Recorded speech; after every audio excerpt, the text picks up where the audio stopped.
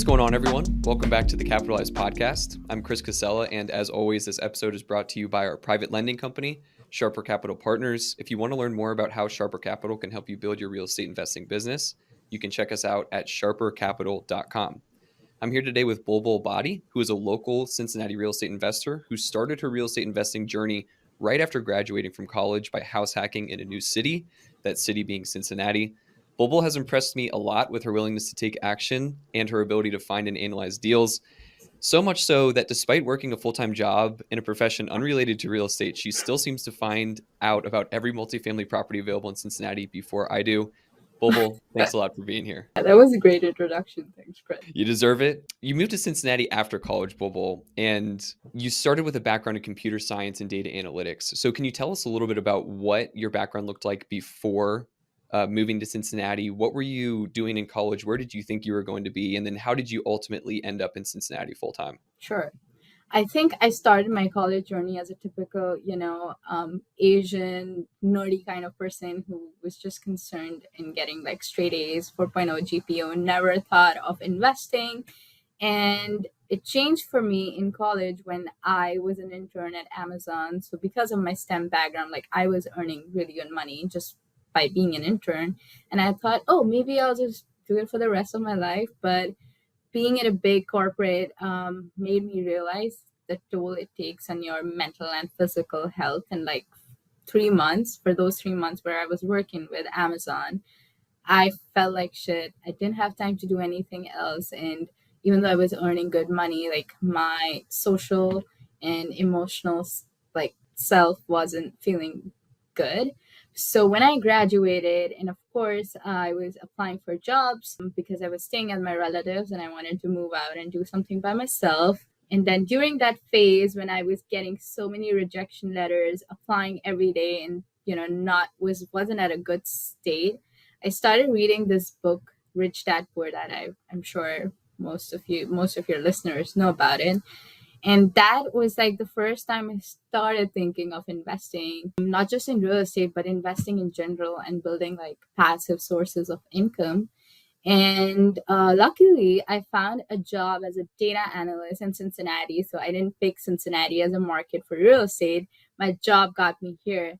And when I was trying to move and look for a place, I was like, might as well just, look for houses to buy.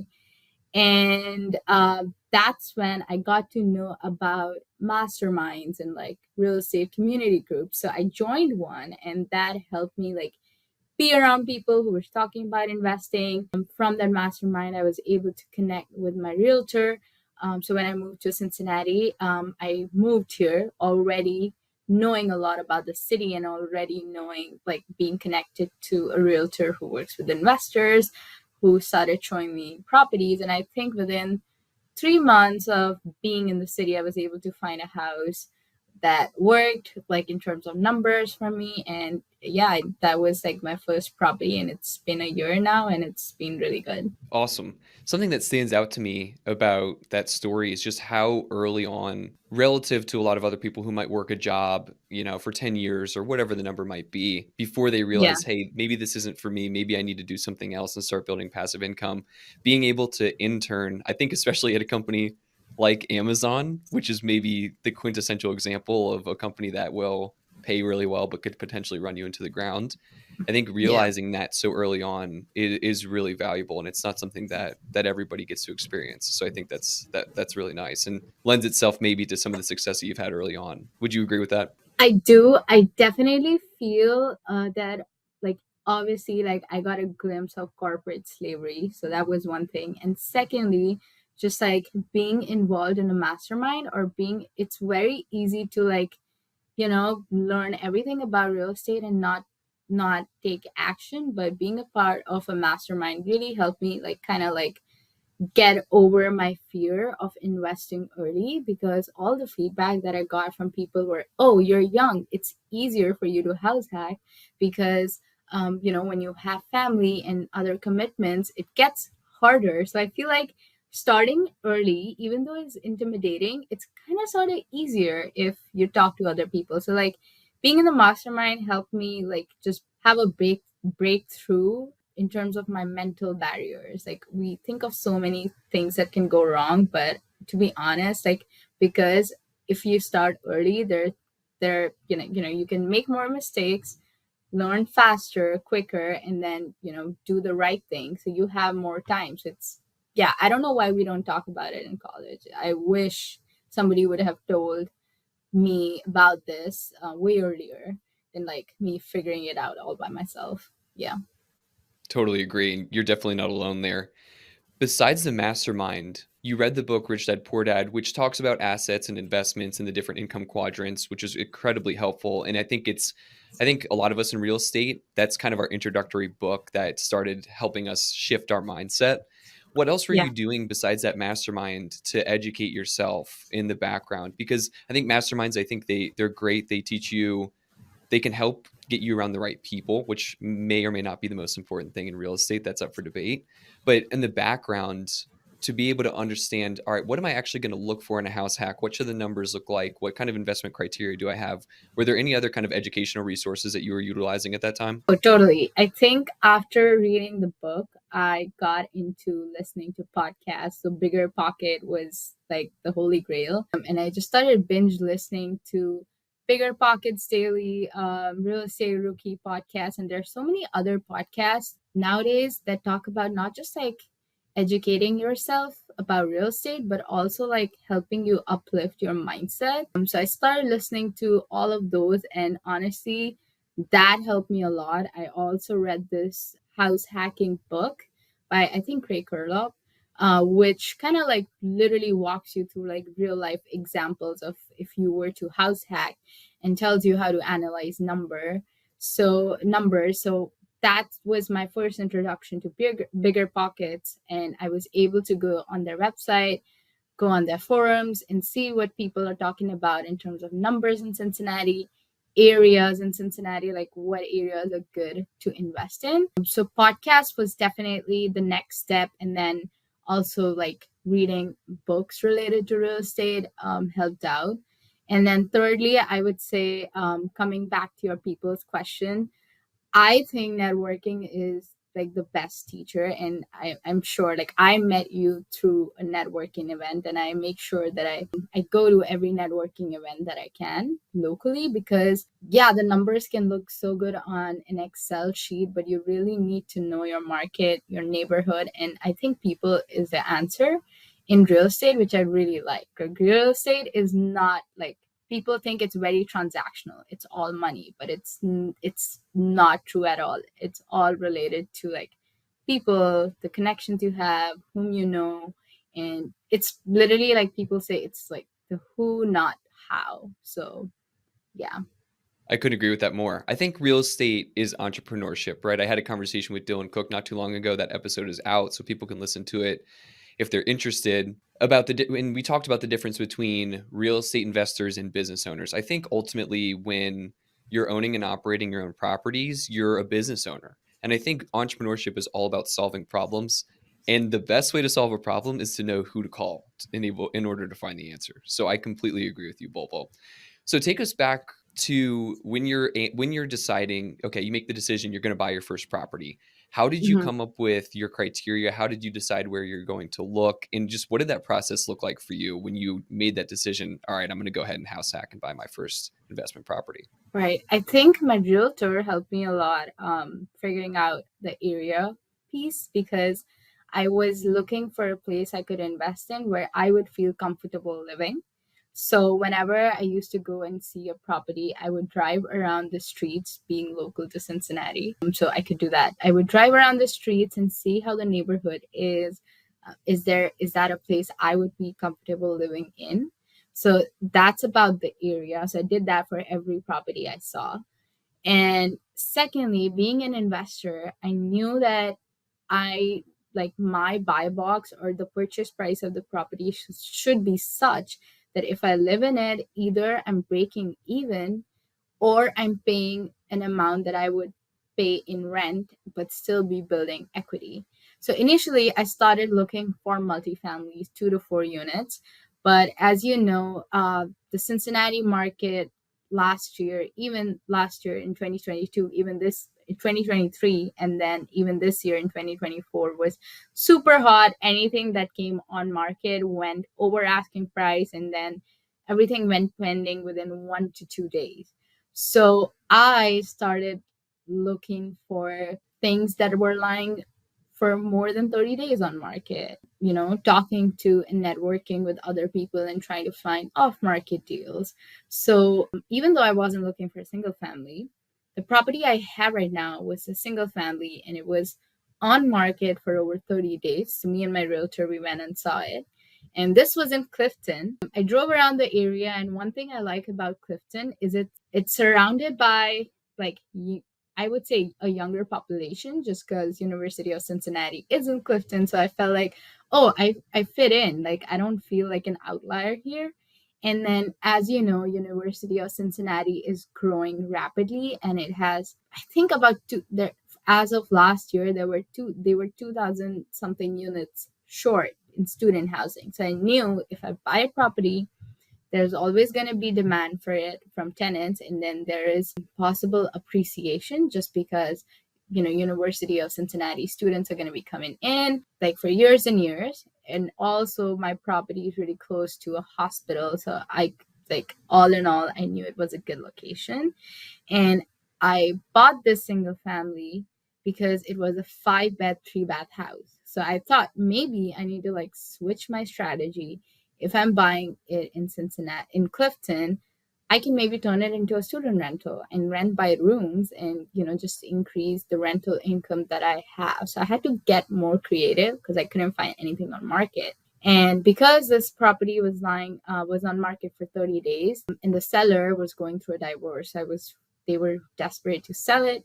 I lowballed an offer. They countered me with another number, and my numbers still work, because if I were to rent by room, I would be getting more money in rent. So yeah, that was my criteria. Obviously, the area, the neighborhood, potential for appreciation, and obviously I looked at like my numbers, if I were to cash flow in the future when I move out, or if I was even breaking even. That's amazing. And I kudos to you for getting creative in a time where buying is really challenging, because the narrative from a lot of people has been it's not the market to buy, it's a seller's market. There are no deals out there. I can't make anything work. Meanwhile, you're out here buying your first investment property ever, and you change strategies on the fly, and then from multifamily to single family. And then you bought the single family and you're like, okay, I'm going to have to make it a student rental. So you changed your strategy again and you made it work. And I think that's really admirable. And I think it speaks a lot about really how mindset is so important, right? Really not looking at it like, oh, no deals work, nothing pencils out, but like, how can I make this work? And I think you've done a great job of that. So what did the actual buying process look like for you? Before we dive into numbers, if you're comfortable sharing those, you bought FHA? Did you buy conventional? What was the down payment? What was the approval process? Any challenges that you ran into to actually go through the purchase itself? Sure. So because I was trying to house hack, I was able to qualify for an FHA loan, which is specifically for owner occupant, which allows you to put less money down. As this was my first property, I was able to put 3.5% of the purchase price down as a down payment and buy the property. So it wasn't much money coming out of my pocket, or that was the amount I had in my savings already. And I feel like being in touch with a local realtor who works with investors, she already walked me through the whole process of how it works. And then, like I said, real estate is a people's game. So I was able to get in touch with a lender who helped me get pre approved through my realtor. So that worked out well. And then I kept working with the lender. I was able to get in touch with a title company through my realtor again, and also an inspection company. So essentially, how the process works is you go to your lender, you get pre approved, and then they just tell you, oh, this is like the max amount, for your buy box, or the max amount that you can buy a house for. And then you start house shopping. And this property was under my like buying limit. And when we submitted an offer, which my realtor helped me write up, the next step was inspection. And my realtor was able to put me in touch with an inspection company local to Cincinnati. So that happened. I was still in touch with my lender. And then the process after that was going through an appraisal and getting in touch with the title company, again, a local Cincinnati company that my realtor put in touch with. So I feel like the process can be daunting because there are a lot of steps involved. But if you find the right people, like a realtor who can walk you through each step and get you in touch with the right people, it gets fairly easy. So that's about the process, I would say. And That's yeah, I great. was able to close in like 14 days, even with an FHA. Which for anybody who's not familiar, 14 days for an FHA loan is like incredibly fast. Yeah.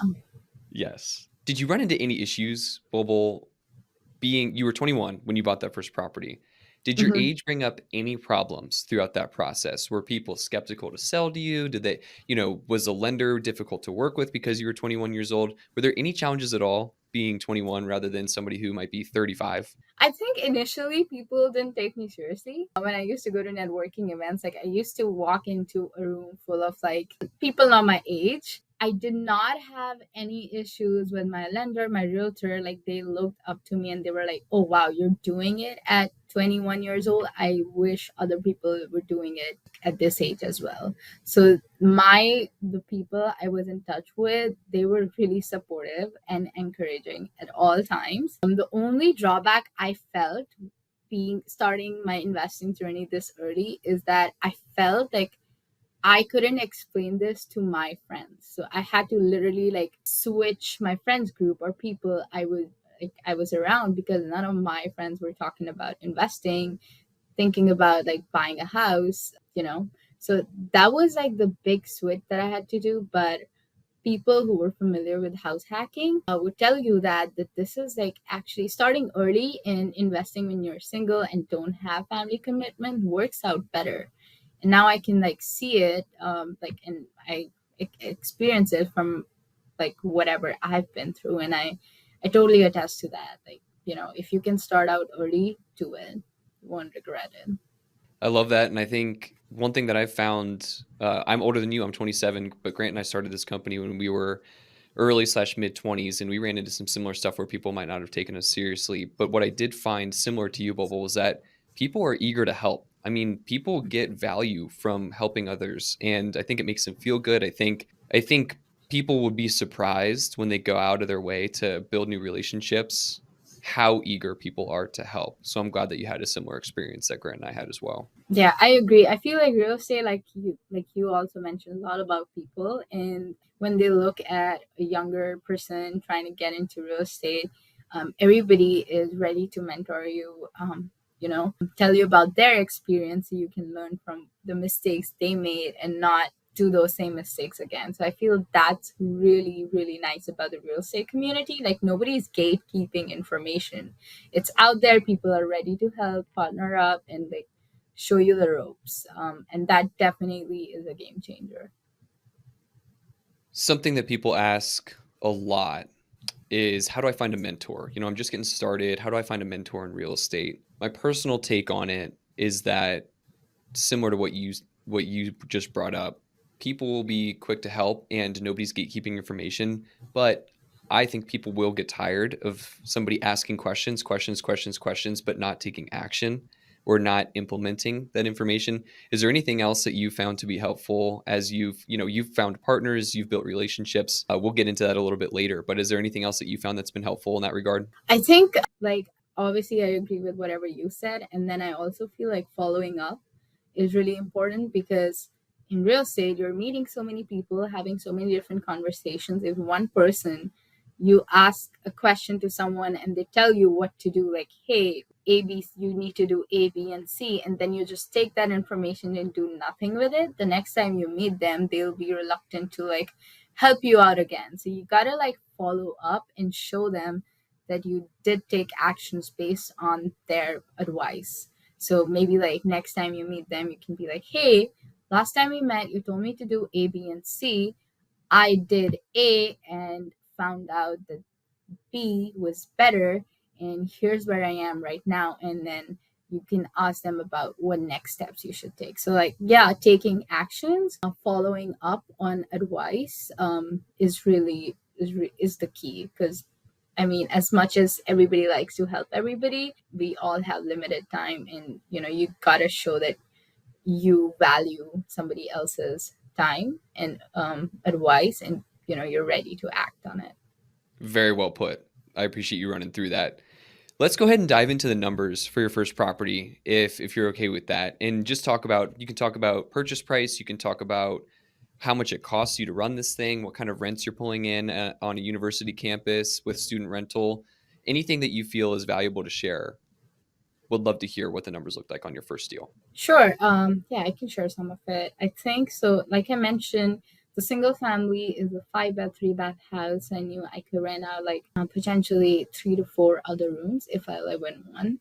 And my only concern was that I didn't want to live with strangers, or people I didn't know under the same roof just because I was new to the city. So, what I did was I knew some of my friends who graduated from the same school as me who moved to Cincinnati. So, I reached out to them and asked, hey, would you guys want to like, rent a room or, rent out a place together? And they agreed and they moved in. And then I found another tenant or roommate of mine because we worked in the same company, Cincinnati Children's.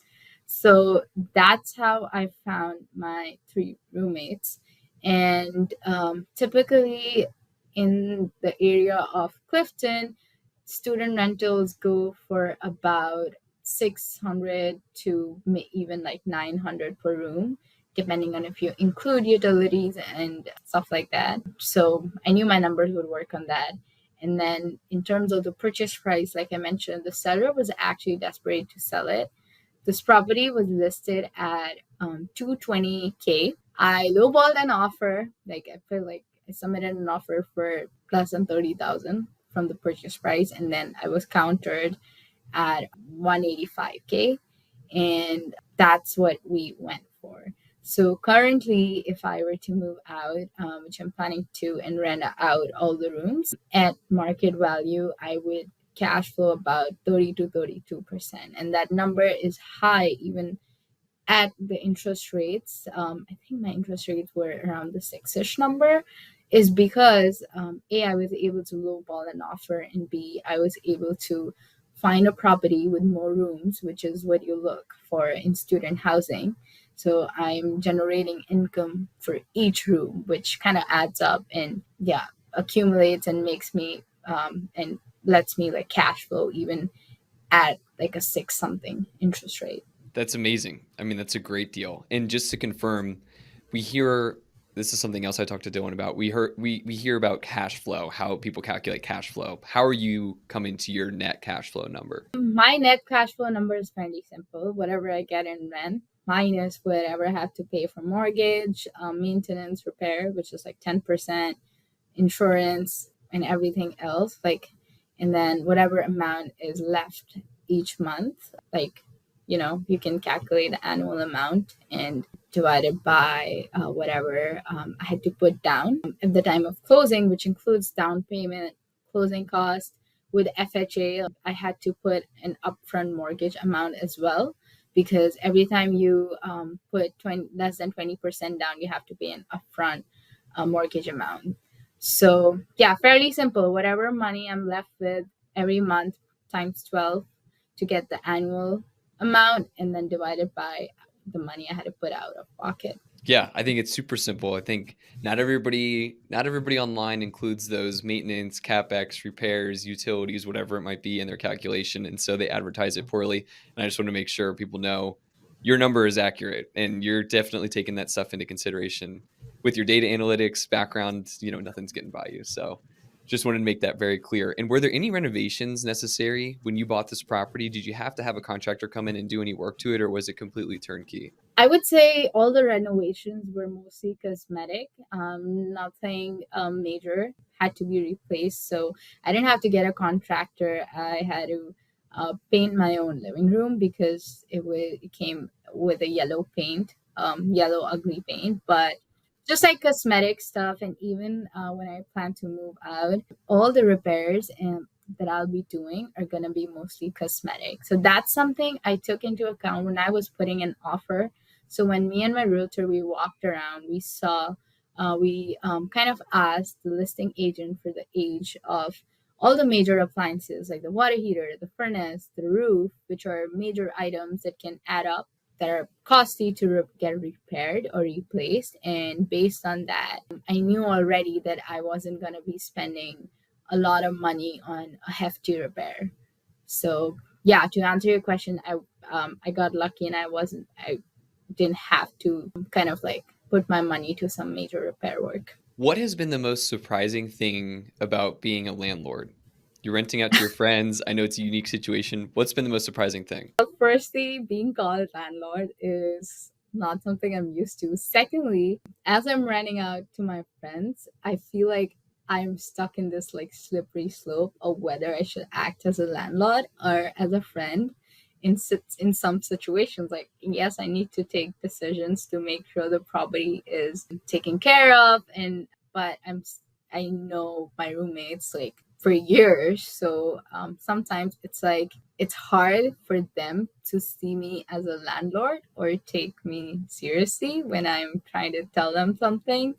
And then some other times I just need to like put my landlord hat off and put my friend hat on. So I'm kind of juggling through that. And then and being under the same roof, they know that if there's any repair, like repairs that usually tenants would take care of themselves, like drainage clog or something else, like they know they can come to me because I'm right there. So I feel like I'm getting caught in a lot of like regular, I would say, maintenance requests, which are usually dealt by tenants in most cases. That's really interesting. And are you then going and doing those maintenance repairs yourself? Are you calling somebody? How are you handling that? Well, I have been trying to learn the ropes of doing basic handyman jobs. So like, yeah, I can do like painting, maybe like patching a wall or something. But if there's anything that involves more than that, I was able to get in touch with a general contractor through one of the meetups, and we have built a relationship now to an extent where if I need him to come over and look at something, he'll do that immediately. So yeah, I try to be handy, but I am in no way capable of doing any major rehabs or flipping a whole house. So I let that be taken care of by a professional. I'm right Yeah. there with you. And it's also kind of a factor of time too, right? I mean, you have a full-time job, you have a lot of other stuff that require your time, so it's a trade-off for sure. How has your background, I want to switch gears here a little bit, and something that I was curious about as we were first talking, how has your skill set as a data analyst and computer scientist lent itself to being a real estate investor? Have any of those skills transferred to your underwriting, to your analysis as an investor? I would say like very much. Being from a STEM and analytical background, I've always been a numbers person. So I like looking at numbers and not getting emotionally attached to the property, even though it's hard to do that. And secondly, I think like being in data analytics really helped me like analyze and see trends in the data I was seeing out there when I moved to Cincinnati. So, fun fact, like I'm gonna nerd out a little bit. I created a dashboard using data from Zillow that's available for the for Cincinnati market, which lets me see the trending purchase price, the rent to price ratio in different counties and neighborhoods in Cincinnati. So when I was trying to like buy a property, I actually did that, created that dashboard, which is lying out there somewhere for myself by getting publicly available data from Zillow and then using my analytical and computer science skills to create something that would help me see which neighborhoods have a better rent to price ratio or what is like the median housing price looking like.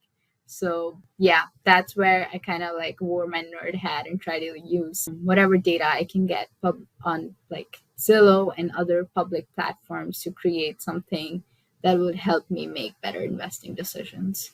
That's awesome. And what kind of decisions are these helping inform? Are these helping inform what your purchase prices should be, like how much you can afford for a property, what kind of rent you should charge? Is it kind of the general stuff that Yes, this it would dashboard be is helping general. inform? Right. It's general, and then I just use this to see if I can expect appreciation by comparing the rent to price ratio or the median rental income. Like I was able to see year over year how much rents have increased in a particular neighborhood, and then if the line was trending upwards, I knew I could expect rents being increased and getting more appreciation in one particular neighborhood. That's great. I think that's certainly an advantage because I think, speaking as somebody who sometimes I build out these models, but I really kind of go through phases where I'll lean on the monthly reports. Maybe it's OAR, maybe it's NAR. Sometimes it's just getting access to the MLS and seeing what the inventory looks like in the median home price for the previous month. But having that data at your fingertips while you're also out searching for properties, I think is so helpful because if you're armed with that data and you're knowing what the market is doing, where it's trending, and then historically, even if it's just trailing 12 months, how much more armed are you to go out there and make an offer with confidence, knowing that information rather than just being like, I don't know, I looked at this house and it was this price, and I looked at that house and it was that price. The more data, obviously, the more helpful. But a dashboard like that, I think, could carry a lot of weight as you're going out there and analyzing deals, Right, I agree. I mean, real estate is a numbers and a people's game, so you got to be good at both, I think. Yeah. which is hard. Easier said than done sometimes. So Right. tell us about the next purchase, right? So it is June 19th right now. Last May, you Yeah. bought another property. Tell us a little bit about that property, what that deal looks like, and then I have plenty of questions about this one, so I'll just let you kind of give us an overview real quick. Okay. So with FHA, the only requirement is that you need to reside in your property for a year. So since I bought the property that I'm living in right now in last May, I knew I could buy another one and house hack again starting May 2024. So as usual, I was at a local real estate, meetup, meeting people, and then we do this thing in real estate where everybody goes around and says something about what they have and then what they want, which is very helpful. So when it came to me, I kind of like put it out there that hey, I can house hack again. I'm looking for a 4 unit potentially. So let me know if you guys have anything. And then luckily I was reached out by Dylan, another local investor who and wholesaler whom you mentioned, and he reached out to me telling me about an off-market 4 unit that he had, and he knew that I was looking for one because yeah, I was telling everybody that I'm looking for a 4 unit. I think you were the one who put me in touch with Dylan because he mentioned that Chris told me that you were looking for a 4 unit. So power of people. And I went there, looked at the property, it was in pretty good condition. It was off market. So we had some flexibility in negotiating. And I looked at the numbers and made sense. And put in an offer, and I was able to close on a 4 unit in 30 days off market, went fairly smoothly, and then yeah, so that was that.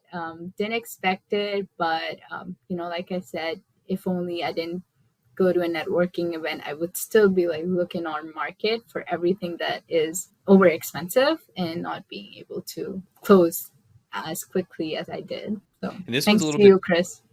Yeah.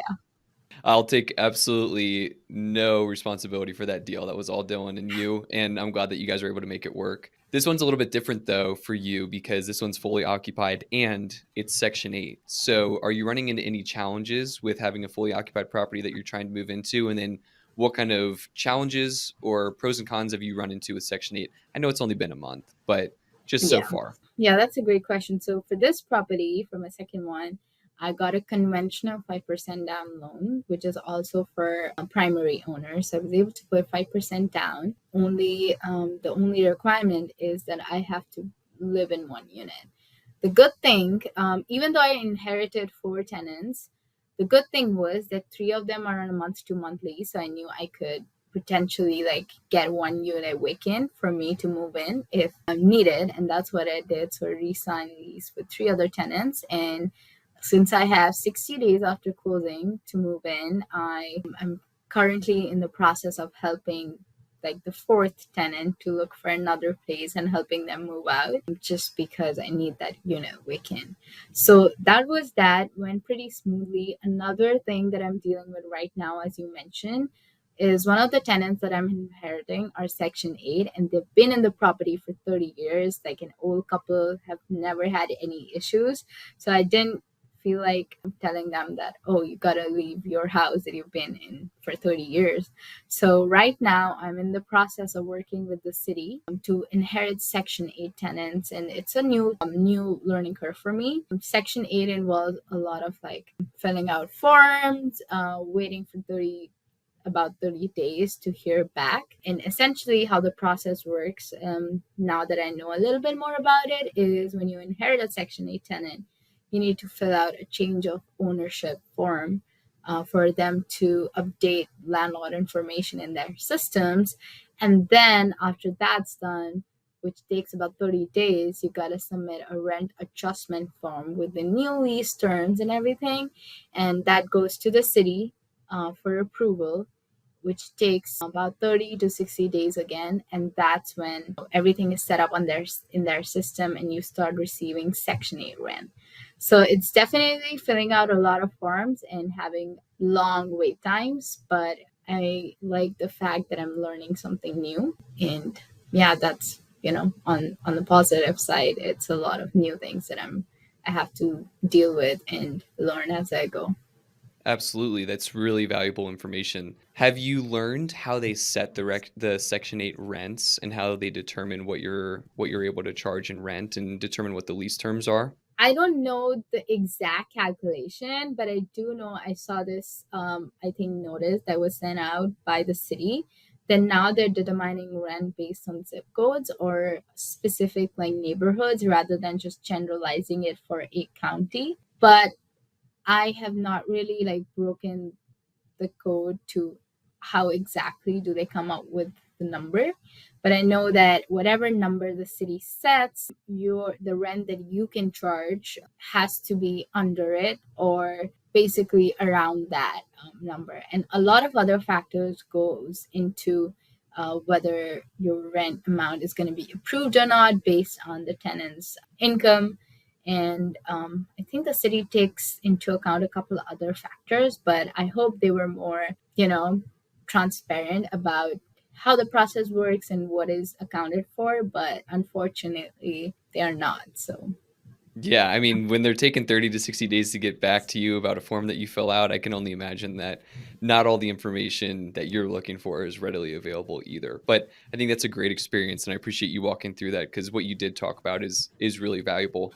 Since you're going through the process right now, we don't have to talk about all the exact numbers, but this is a new area for you, right? And is this an mhm. area where you were kind of going through the same analysis where you were like, hey, I want to buy a property where I feel really comfortable living that I think is going to appreciate over time. Were you kind of going through that same calculation in your head buying this property as you were for your first one? Definitely. So when Dylan showed me this property, I made sure that I drove around the streets and see what kind of people, what kind of shops there were, what kind of people were like walking around, and somewhere where I would be comfortable living. So I did that too. So that's another perk of being local. You can just take your car and drive around the neighborhood.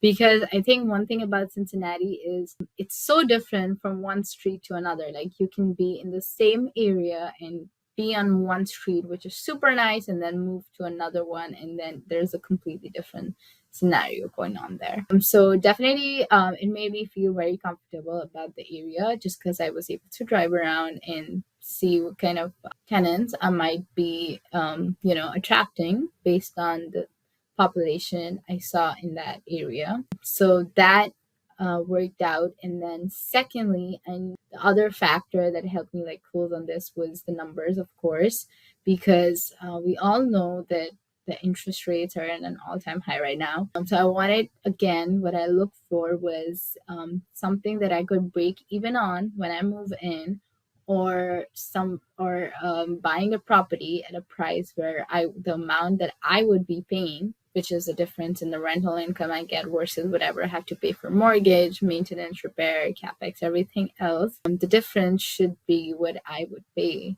if I were renting out a place in the same neighborhood. So, like, I'm saving in that way. I'm saving out. I'm paying rent that I would pay if I were renting out a place, but building equity at the same time. Awesome. I think, you know, I agree. I don't need to add anything more to that. You said it perfectly. So, the next piece here, Bobo, before we wrap up our conversation, is another person I've had on this podcast is Ian Cruz, and he is a part of Elevate Capital. You are now a member of Elevate Capital, and you've partnered with Ian. So, can you talk a little bit about that partnership? How did it come about, and what is your role at Elevate? Yeah, definitely. So Elevate Capital is comprised of four members: Ian, me, and two other people who are also real estate investors in the Bay Area. It's funny. The first interaction I had with Ian was over a property that we both submitted an offer for. It was a duplex in Norwood, and his offer was the first one, and mine was a backup offer. Now, the thing about this property was that there was a sewer line collapse, and Ian kind of tipped me that there was a sewer line collapse, and I was able to back out of that deal after he did. So that was our first interaction. I didn't know who he was. I only knew that, I got a tip from an investor and I was able to back out. And then I was able to find Ian through social media. So the power of social media is incredible.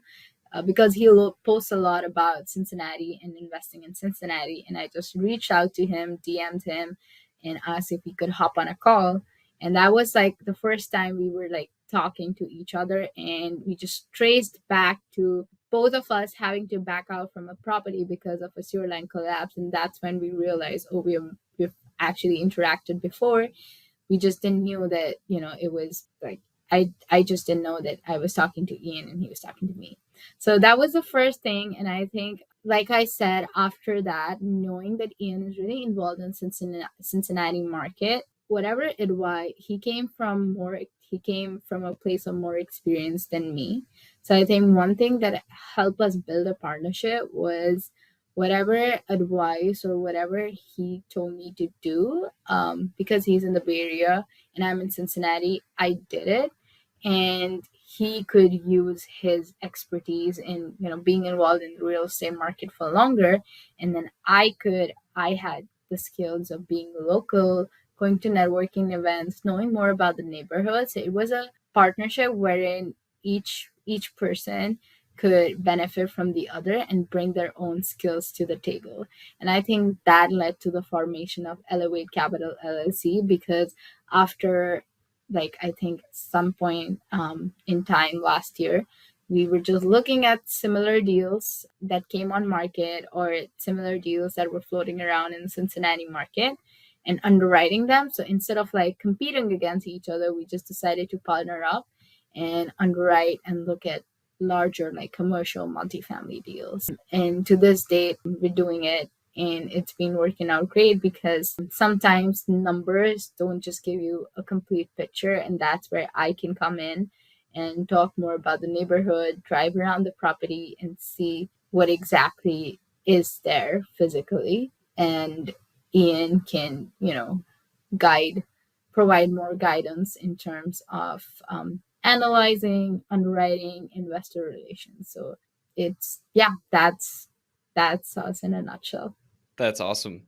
That's a great partnership. I would take both of you on my team any day of the week. So I'm glad that you guys found each other, and I'm excited to see what comes of that. Going forward, what are your ultimate goals, Bulbul? I mean, you can talk about your goals with Elevate. You can talk about your own individual goals. Just over time, you have so much time ahead of you. So what do you foresee with the near future? Kind of what are you aiming to achieve? That's a great question. I feel real estate for me is definitely a vehicle for generating passive income. Now that I have gotten a taste of, like I said, corporate slavery, I feel I want to build a life as early as I can that will allow me to generate income fairly passively or work from wherever I want, at whatever time I want. And I love traveling. That's something that I see myself doing. So I've been on backpacking trips before, and I feel like I want to, have enough as much time in my life as I can reserve for just traveling around the world, meeting different people, and having real estate or other businesses be a source of my somewhat passive income. So I feel the thing that I see in the future is creating a life where I can work from wherever I want, and I'm not stuck to a 9 to 5 workday schedule, and I have enough ownership of what I'm doing, and I'm working on something that not just generating income, but helping me, you know, improve my mindset, becoming a better person, and exploring the world. So yeah. Well, I can say with confidence, you're off to a great start. I can see you being the next Soli Cayetano, Lattes and Leases on Instagram, traveling the world, talking about your portfolio and helping other people. So I'm really excited for you. Last question, Bulbul. Where can people go to get in touch with you if they'd like? Sure. I have an Instagram handle that I'm trying to be more active at is on it's at Jet Set Invest Babes. And you can also find me on Facebook by my name, Bulbul Bhati. That's where I have a Facebook account just for, I'm getting in touch with real estate folks. So yeah, and if you're local to Cincinnati and you're listening this, you'll potentially spot me at one of the networking events. So yeah, those are a couple of places you can find me at. That's great. Well, like I said in the very beginning, Bulbul, I really admire your tendency to take action, your analysis, your mindset, the way that you've been able to really take initiative and begin building at a young age. I think it's really admirable. So kudos to you, and thank you for taking time to sit down and have a conversation with us today. Yeah, appreciate it, Chris. Thank you. That's all we have for you, everybody. If you found this conversation helpful, please share it with a friend, leave a review, and check us out at sharpercapital.com. And of course, if you have any questions, feel free to reach out to Bulbul or the Sharper Capital team using the contact info down below. And we'll see you in the next one.